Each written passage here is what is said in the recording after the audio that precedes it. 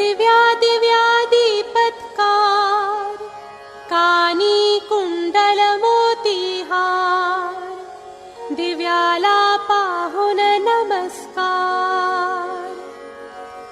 दिवा लावला तुळशी पाशी, उजेड पडला विष्णू पाशी. माझा नमस्कार सर्व देवांपाशी. घरातली पीडा बाहेर जावो, बाहेरची लक्ष्मी घरात येवो. घरच्या धन्याला उदंड औक्ष देवो.